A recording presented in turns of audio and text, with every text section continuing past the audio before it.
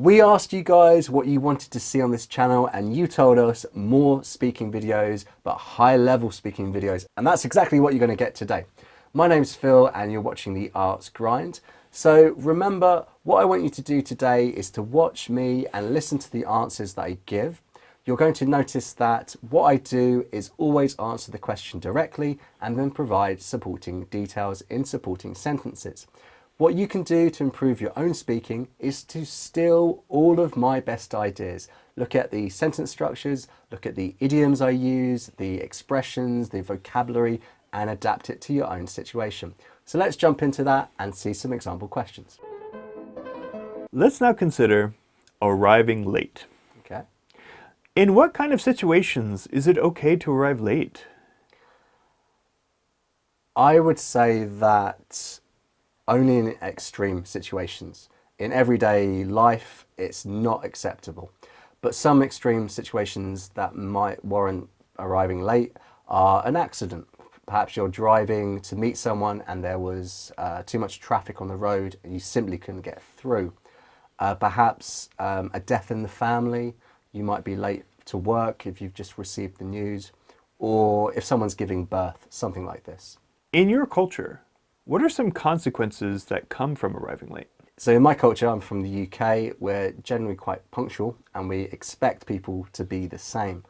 So if you were late, you would probably anger quite a few people. It can also sort of affect the relationships you have with people. If you're constantly late, you might be deemed unreliable, which would be terrible in a working situation. It might sort of put you out of the runnings for promotion or more responsibilities. But certainly in sort of a personal relationship, it can sour sort of the interaction between people and you can lose a little bit of respect sometimes. Are the consequences changing compared to how they were in the past?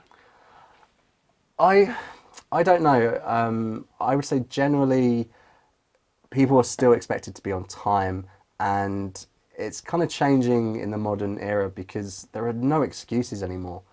I remember even in my generation, if you were late, you would have to call somebody on the phone to say, I'm not going to arrive. Or when you're arranging to meet people, there was no other way to tell them that you weren't going to arrive. But now, if you're late, it's just rude. There's so many ways you can contact someone and tell them that you're going to be, leaving them in the lurch, perhaps.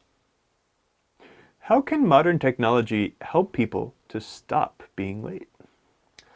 I think there are several ways that modern technology can help people to stop being late and to, leaving people stranded waiting for them. Firstly, definitely something like a Google Calendar, so you know where you've got to be on any given day. Also, every single mobile phone has an alarm. I use it throughout the day. I always give myself a little bit of lead time, so I'm ready to go out the door when I have to. Apart from that, there's also sort of productivity apps. So in business, there's a good app. This is not a plug, but this is called ClickUp, where you can get so many of your co-workers to be on the same plan and everyone knows what they have to do and when. So the modern technology really has taken this a step forward. Are people still late despite these advancements? Of course, of course. There are people that it's just ingrained in them. It's part of their DNA that they're just late. I don't think it's disrespectful. I think it's just a character trait. My mother was one of them. I remember as a child that whenever we had to be somewhere, that's the time that we would leave. And it led to just years of embarrassment on my part, which is probably kind of why, as an adult, I'm always punctual.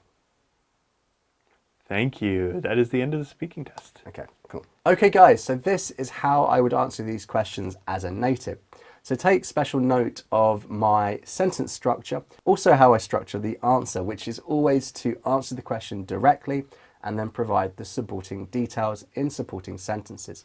I use plenty of high-level vocabulary, some idioms, and also some interesting sentence structures. So make sure you steal them and use them for yourself. Okay guys, there are plenty more videos just like this on the channel. So if you have enjoyed the video, don't forget to give us a like. If you've really enjoyed it, why not subscribe? Then you won't miss any videos at all. My name's Phil and you've been watching the IELTS Grind, and I'll see you in a future video very soon. Bye.